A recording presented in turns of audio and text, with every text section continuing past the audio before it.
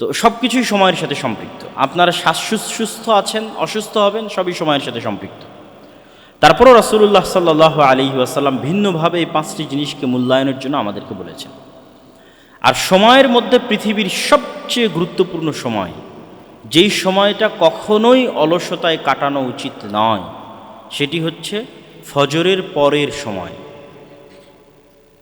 রাসূলুল্লাহ সাল্লাল্লাহু আলাইহি ওয়াসাল্লাম বলেন, আল্লাহ সুবহানাহু তাআলা আমার উম্মতের জন্য বরকত রেখেছেন ফি বুকুরিহা, সকালে। আমার উম্মতের জন্য আল্লাহ সুবহানাহু তাআলা বরকত রেখেছেন কখন? সকালে। এই জন্য সালাফে সালেহিনের পক্ষ থেকে বর্ণিত আছে যে লা ইয়ানামুনা বা'দা সালাতিল ফজর। কোনো সালাফে সালেহিন মানে অতীতে চলে যাওয়া বড় বড় আলেম ওলামাগণ, তারা কখনোই ফজরের সালাতের পর ঘুমাতেন না। যদি কখনো লম্বা সফর বা রাত জাগার মতো কোনো কাজ করতেন, তাহলে ফজরের সালাতের পর ইয়ান্তাজিরুনা ইলা তুলুই শামস, ফজরের সালাতের পর অপেক্ষা করতেন সূর্য ওঠা পর্যন্ত। সূর্য উঠলে ঘুমিয়ে যেতেন। মানে কারো যদি বিশ্রামের দরকার হয় সকালে, তাহলে সে ফজরের পর কি উঠা পর্যন্ত অপেক্ষা করবে? সূর্য ওঠা পর্যন্ত অপেক্ষা। কিন্তু দেখবেন যে আমাদের লাইফস্টাইল, পুরো মুসলিম উম্মার লাইফস্টাইল চেঞ্জ হয়ে গেছে। পাশ্চাত্য বা ওয়েস্টার্ন কালচার কর্তৃক প্রভাবিত হয়ে আমরা দিন দিন এবং মোবাইলের মতো ডিভাইসের সাথে আমাদের যে অ্যাডিকশান, আসক্তি, এই আসক্তির কারণে আমরা রাতকে গভীর থেকে গভীরতর করছি।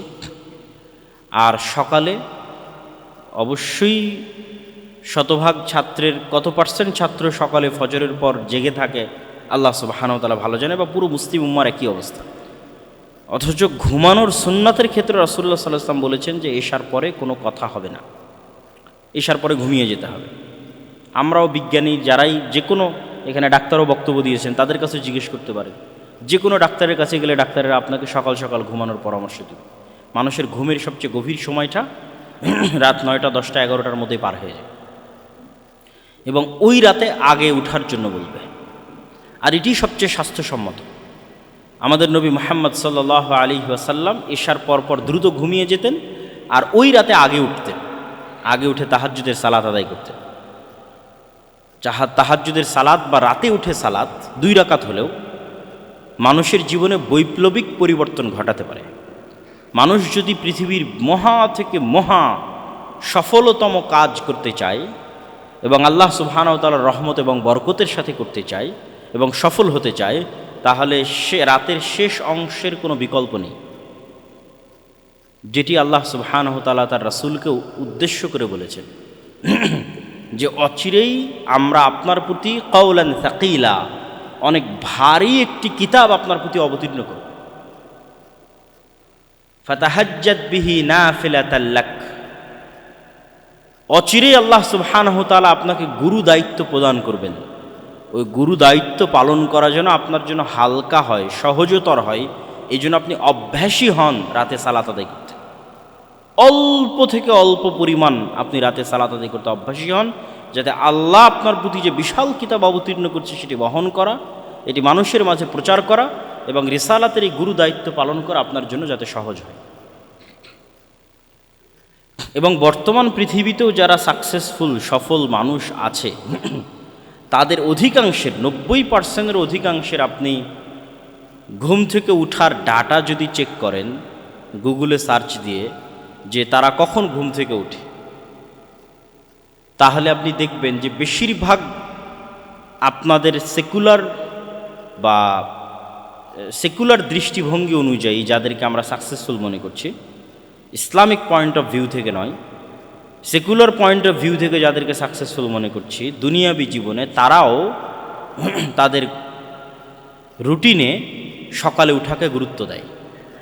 তারা সালাত আদায় করুক অথবা না করুক, ভোর 5টা, ভোর 6টা, যে যত দ্রুত সম্ভব উঠার চেষ্টা করে। আর অস্ট্রেলিয়াতে এটা সম্পূর্ণ জাতিগত কালচার, যে অস্ট্রেলিয়ানরা জাতিগতভাবে দ্রুত ঘুমাতে যায়, জাতিগতভাবে দ্রুত সকালে উঠে। আপনি যে কোনো অস্ট্রেলিয়ার প্রবাসীকে আমার এই কথা কল দিয়ে, ফোন দিয়ে জিজ্ঞেস করে যাচাই করতে পারেন।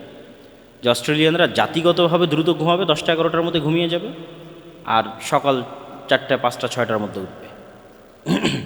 সম্মানিত উপস্থিতি, তো আমাদের প্রোডাক্টিভিটি, আমাদের ইয়াং জেনারেশনের প্রোডাক্টিভিটি নষ্ট হচ্ছে কেন?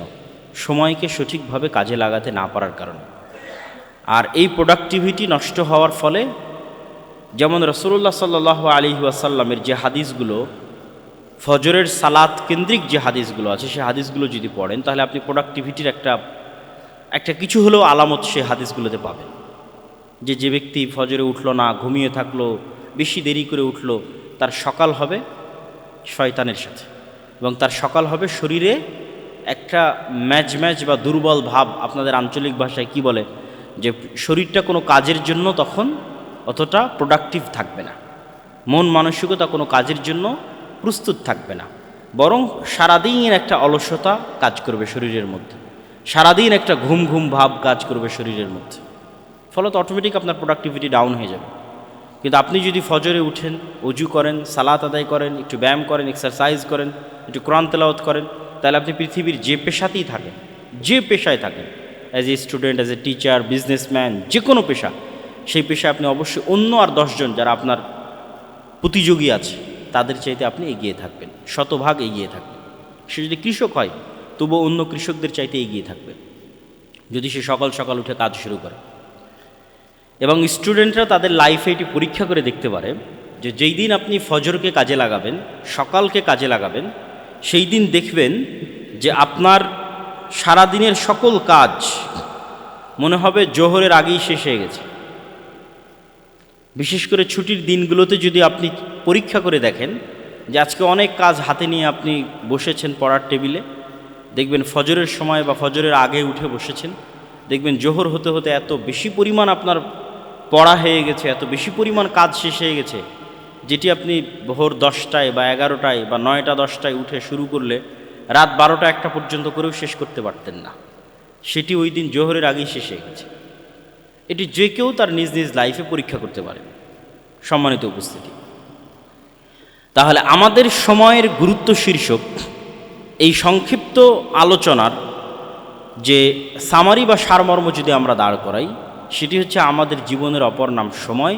প্রত্যেক মানুষ সময় নষ্ট করে, তবে তারাই সময় নষ্ট করে না যারা এই সময়কে কাজে লাগায়, এবং কিয়ামতের মাঠে কাজে লাগানো সৎ আমল যারা করবে ততটুকুই কাউন্ট হবে, সেটি 1 মাস 1 বছর 2 বছর হতে পারে। সুতরাং আমরা কতটুকু কাজে লাগাচ্ছি, আমাদের সময়কে কতটুকু প্রোডাক্টিভ ওয়েতে ইউজ করতেছি, সেটি আমাদের উপর আল্লাহ সুবহানাহু ওয়া তাআলার পক্ষ থেকে অনেক বড় একটি আমানত, জিম্মেদারি এবং দায়িত্ব।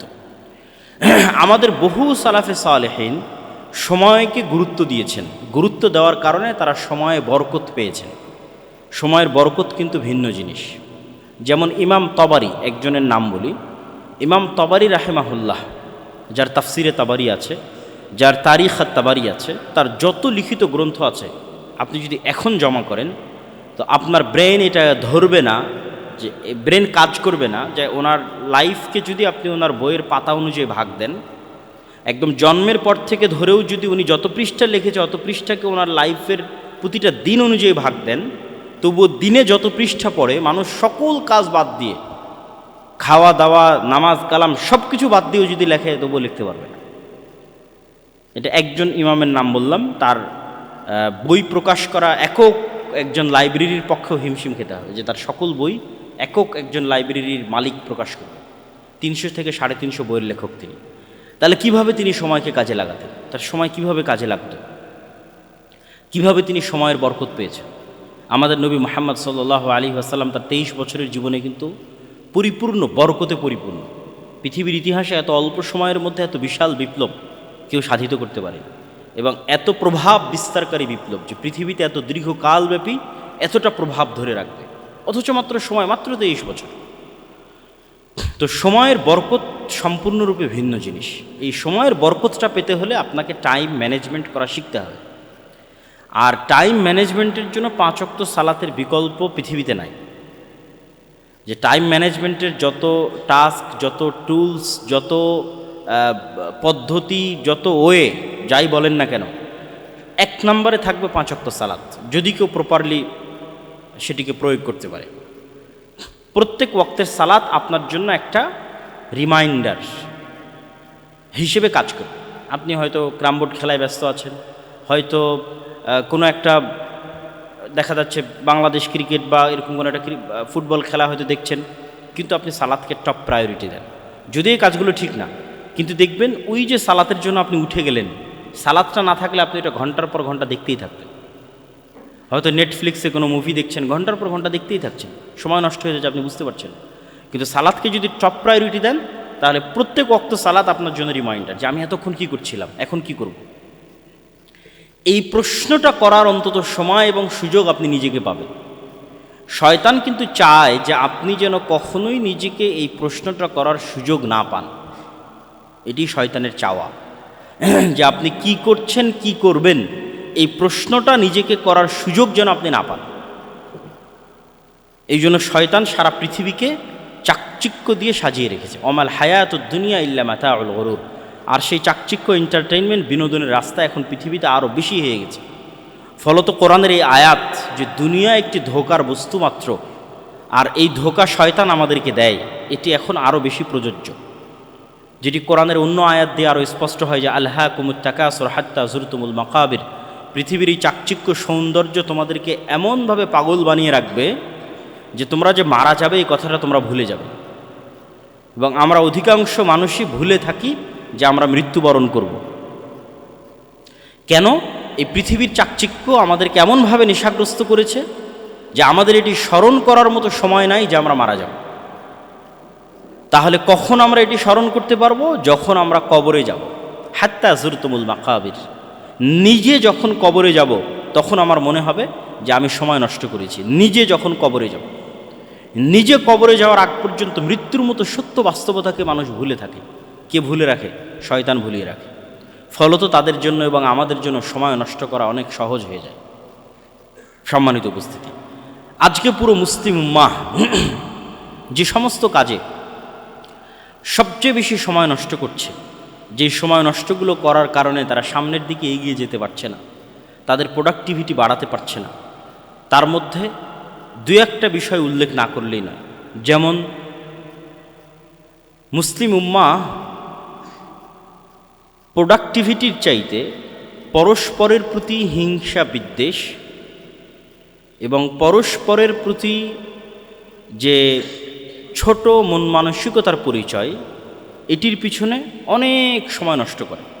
ব্যাকবাইটিং, গিবত, আড্ডা, আলোচনা, গালিগালাজ, বিশেষ করে গণতান্ত্রিক রাজনীতির কারণে মুসলিম উম্মার মধ্যে এই স্বভাবটি ব্যাপকভাবে ভাইরাসের মতো ছড়িয়ে পড়েছে এবং এটিতেই আমরা সবচেয়ে বেশি সময় নষ্ট করি। আমরা এক জায়গায় একত্রিত হলে আমাদের মধ্যে কখনোই প্রোডাক্টিভ কোনো বিষয় নিয়ে আলোচনা হয় না, জ্ঞান কেন্দ্রিক কোনো বিষয় নিয়ে আলোচনা হয় না। শুধু সেকুলার নয়, যারা মুসলিম প্র্যাকটিসিং তাদের মধ্যেও যখন তারা একত্রিত হয় তখন তারা কোরআনের একটা আয়াত নিয়ে আলোচনা করবে, হাদিসের একটা অনুবাদ নিয়ে আলোচনা করবে, তাফসির নিয়ে আলোচনা করবে না। আজকে কি বলল, কার বিরুদ্ধে কে কোথায় কি লিখলো, বাস এগুলো নিয়ে আলোচনা এবং এগুলোর পিছনে সময় নষ্ট। ফলত প্রকৃত কাজে সে কখনোই মনোযোগ দিতে পারে না, জাতি গঠনমূলক কাজে সে কখনোই কোনো ভূমিকা রাখতে পারে না। এবং মুসলিমদের পিছিয়ে থাকার অন্যতম একটি বড় কারণ হচ্ছে এই অন্তর্দ্বন্দ্ব, অন্তর্কলহ, পারস্পরিক হিংসা এবং বিদ্বেষ। এটি থেকে আমাদের বেরিয়ে আসতে হবে এবং আমাদের মাথায় রাখতে হবে আমি যে কাজটা করছি এই কাজটা আমার কি উপকারী দিবে, আমার দেশ ও জাতির কি উপকারী দিবে, আমার উম্মাহ মুসলিম উম্মার কি উপকারী দিবে, দিন শেষে কি ভ্যালু অ্যাড করবে, আমার নিজস্ব পার্সোনাল ক্যারিয়ারে কি ভ্যালু অ্যাড করবে, অথবা আমার দেশ জাতি, আমার ইউনিভার্সিটি, আমার প্রতিষ্ঠান, আমার মুসলিম জাতির ক্যারিয়ারে কি ভ্যালু অ্যাড করবে আমার এই কাজটা।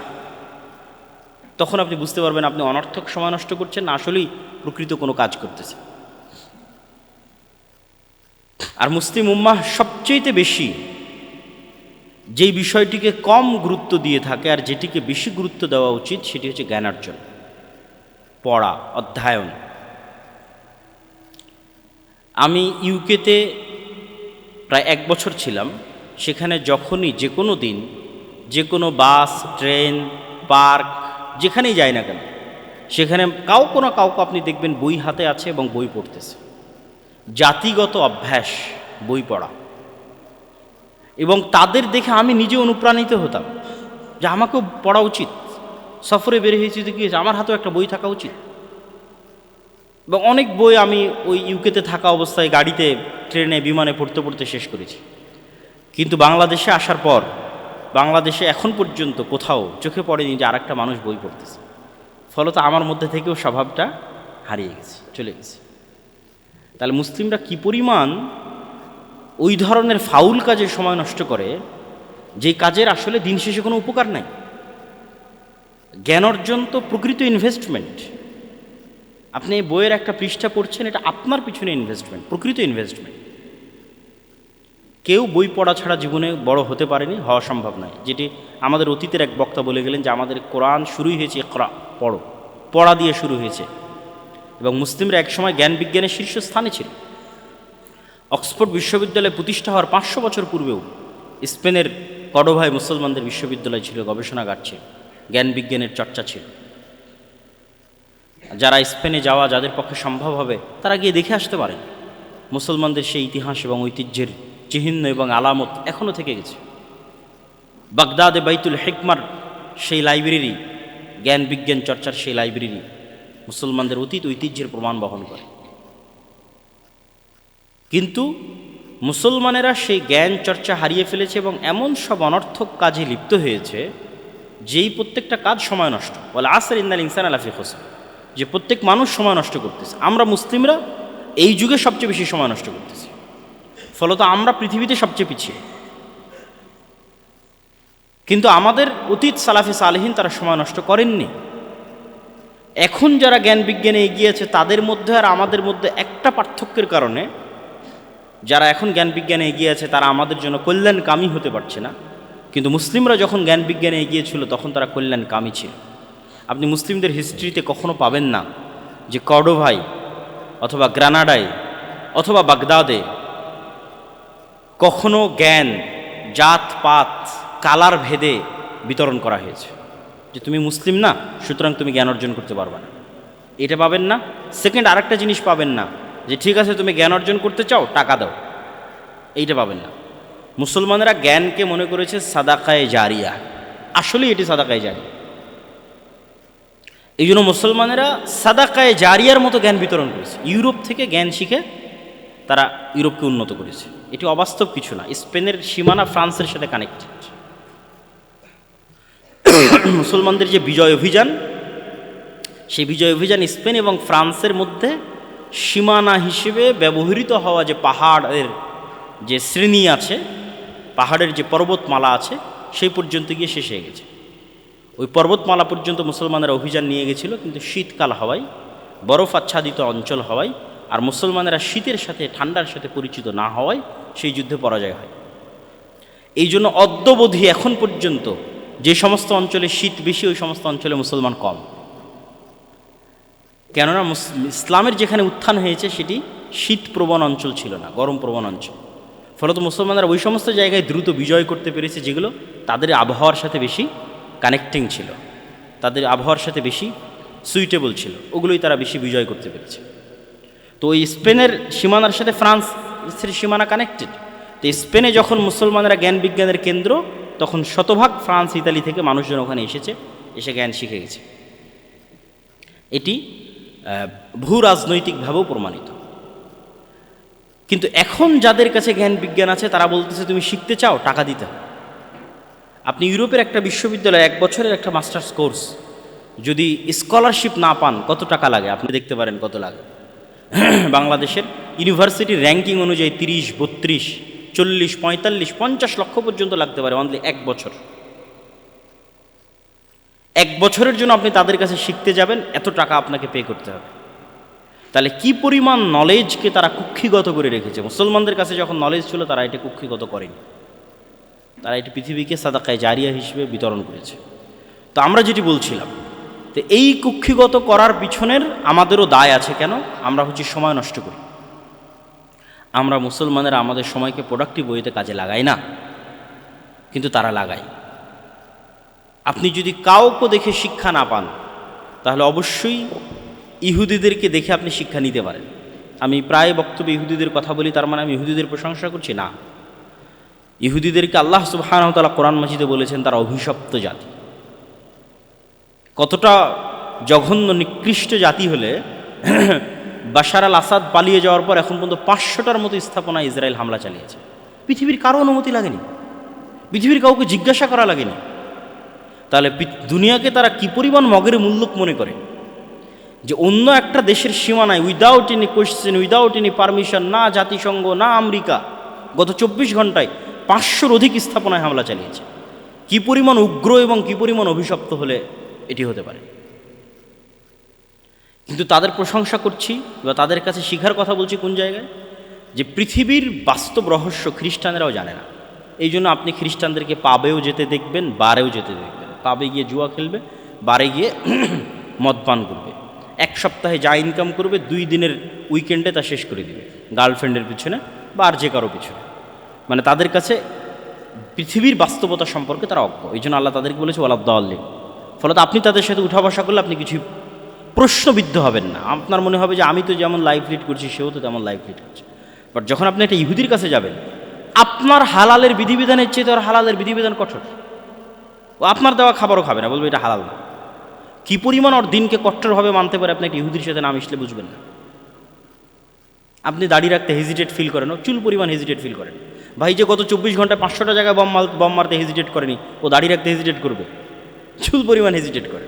কিন্তু আপনি দাঁড়িয়ে হলে আমাকে মনে হয় জঙ্গি বলবে, সন্ত্রাসী বলবে। তাহলে কি পরিমাণ হীনম্মনতায় ভুগে মুসলিম উম্মাহ আপনি কল্পনা করতে পারবেন না একটা ইহুদির সাথে যখন মিশবেন, যে সে কি পরিমাণ কট্টর হতে পারে, কি পরিমাণ অ্যাগ্রেসিভ হতে পারে তার নিজের দিনের উপর, তার নিজের বিশ্বাসের উপর। এবং ওর কাছে পৃথিবীর বাস্তবতা ভিন্ন। ওই আর একটা খ্রিস্টানদের মতো না যে খাবো দাবো ফুর্তি করবো শেষ করবো, এটা না। নির্দিষ্ট একটা লক্ষ্য আছে, নির্দিষ্ট একটা উদ্দেশ্য আছে। পৃথিবী জয় করতে হবে, পৃথিবী শাসন করতে হবে। আমরা একমাত্র পৃথিবীর প্রভু, আমরা হচ্ছে চোজেন বাই দ্য গড, আল্লাহ কর্তৃক বাছাইকৃত, বাকি সব আমাদের গোলাম। নাউজুবিল্লাহি মিন যালিক। এই জন্য বাকি কাউকে হত্যা করা গুনাহ মনে করে না। তো কিন্তু ওদের কাছে গেলে আপনি ধাক্কা খাবেন। ইহুদিদের কাছে গেলে আপনার মনে প্রশ্ন আসবে যে সারা পৃথিবী থেকে আমাকে শেখানো হলো যে আমার সন্তান হতে হবে, ছেলে হোক মেয়ে হোক দুটি, কিন্তু প্রত্যেকটা ইহুদির কেন 7টা 8টা 10টা করে সন্তান? প্রশ্নবিদ্ধ হবেন, আরও বহু ধাপে ধাপে প্রশ্নবিদ্ধ হবে। সারা পৃথিবীর প্রত্যেকটা স্কুলে, এমনকি ইংল্যান্ডের প্রত্যেকটা স্কুলে LGBTQ শেখানোর জন্য সিলেবাস দেওয়া আছে, অর্থ ব্যয় করা হচ্ছে, কিন্তু কোনো ইহুদি স্কুলে LGBTQ নাই। কেন নাই? সারা পৃথিবীতে তারা সুদি কারবার করতেছে, তারা নিজেরা নিজেদের মধ্যে কেন সুদি লেনদেন করে না? এরকম অসংখ্য প্রশ্ন আপনি পাবেন যখন তাদের সাথে আপনি উঠা বসা করবেন। তখন আপনি বুঝতে পারবেন যে কেন আপনাকে আপনার দিনের উপর কট্টর হতে হবে। মুসলমানরা যদি বেশি সেকুলার হতে চায়, এখন যে এই পরিমাণ যে সেকুলার দেখায় নিজেদেরকে যে আমরা অনেক উদার, আমার এক গালে মারলে আমরা আর এক গাল পেতে দিই, ঠিক আছে ভাই এ গালও একটু মেরে নেন।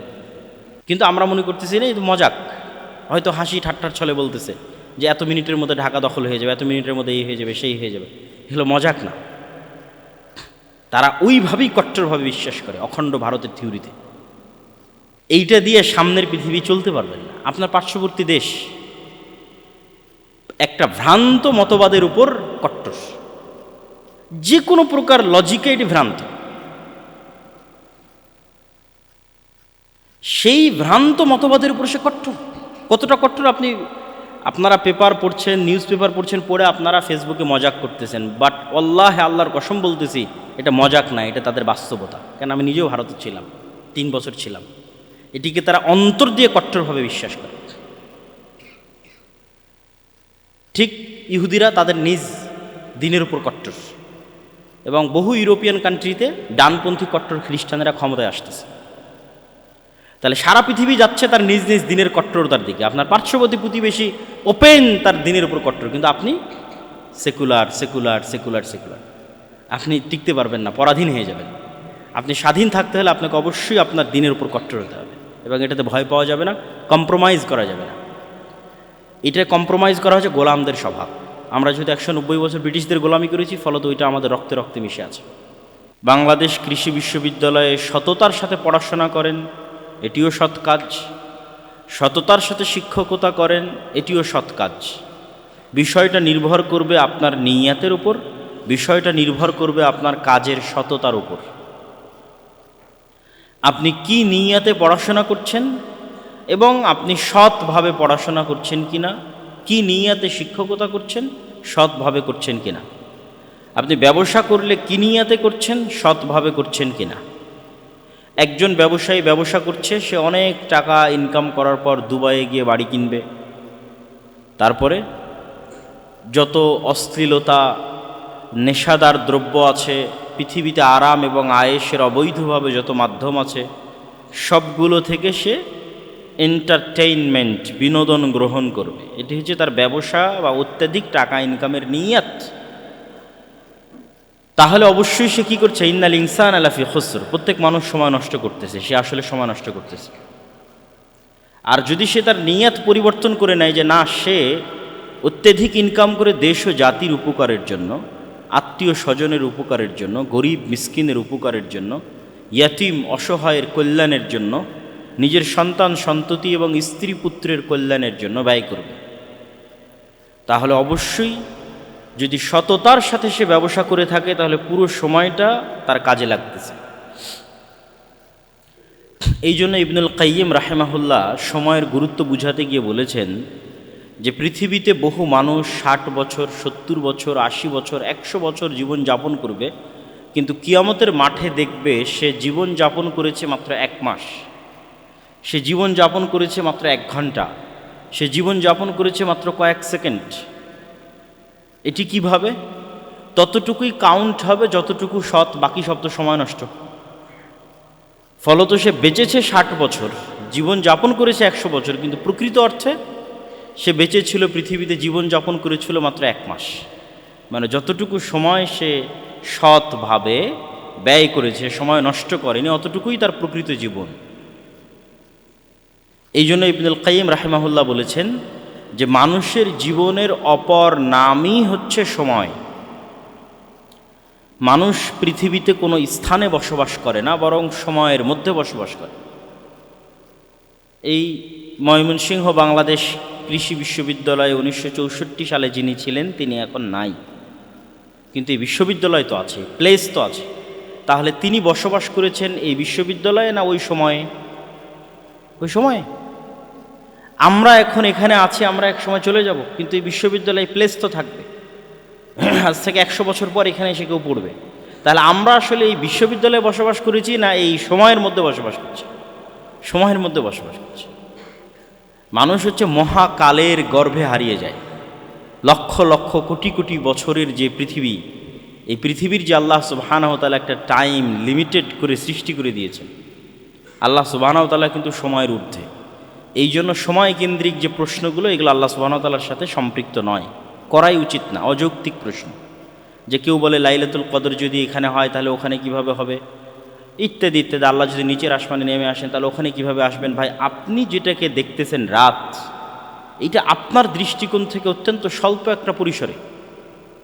মহাশূন্য সম্পর্কে যারা জানে যে আমরা যেই পৃথিবী নামক গ্রহের মধ্যে বসবাস করছি, এখান থেকে যদি আমরা মহাশূন্যের দিকে যাত্রা করি তাহলে ধীরে ধীরে সৌরজগৎ পার হওয়ার পর ধীরে ধীরে গ্যালাক্সি, মিল্কি ওয়ে গ্যালাক্সি, সেটি পার হওয়ার পর এরকম আরও লক্ষ কোটি গ্যালাক্সি, ওই লক্ষ কোটি গ্যালাক্সির মধ্যে এরকম শত শত গ্রহ, উপগ্রহ, নক্ষত্র আছে যেগুলো পৃথিবীর মতো বা পৃথিবীর চাইতেও বড়। এবং বিজ্ঞানীদের আবিষ্কার অনুযায়ী তারাও জানে না যে মহাশূন্যের কত পার্সেন্ট তারা আবিষ্কার করতে পেরেছে, বাকি সব ডার্ক, অন্ধকার, তাদের আবিষ্কারের বাইরে। সুতরাং সময় বিষয়টি আমাদের সাথে অত্যন্ত আপেক্ষিক। এটির সাথে আপনি কখনোই আল্লাহ সুবহানাহু ওয়া তাআলার সত্তা এবং ইসলামের অন্যান্য যে গায়েব বা অদৃশ্যের যে খবরগুলো আছে সেগুলোকে সম্পৃক্ত করতে পারেন না। আল্লাহ সুবহানাহু ওয়া তাআলা একটা টাইম, আল্লাহ সুবহানাহু ওয়া তাআলার একটা সৃষ্টি, সময় আল্লাহর একটা সৃষ্টি। আল্লাহ এটিকে সৃষ্টি করে ছেড়ে দিয়েছেন, এটি এক সময় শেষ হয়ে যাবে। এটি যে সময় শেষ হয়ে যাবে তখন কিয়ামত হবে, এবং কিয়ামতের পরের যে সময় হবে সেই সময় আমাদের এই সময়ের 50,000 বছরের মতো একটা দিন হতে পারে। হাদিসের বিভিন্ন ভাষায় বোঝা যায়। সুতরাং সময়টা অনেক আপেক্ষিক। তো আমি যেটি বলছিলাম আর কি, যে আমরা বসবাস করি সময়ের মধ্যে, অতএব আমাদের জীবনের অপর নাম আসলে সময়। অতএব আমরা যতটুকু সময় কাজে লাগাই অতটুকুই আসলে আমাদের জীবন, আর যতটুকু আমরা কাজে লাগাই না অতটুকু আসলে আমাদের জীবন বা লাইফ নয়।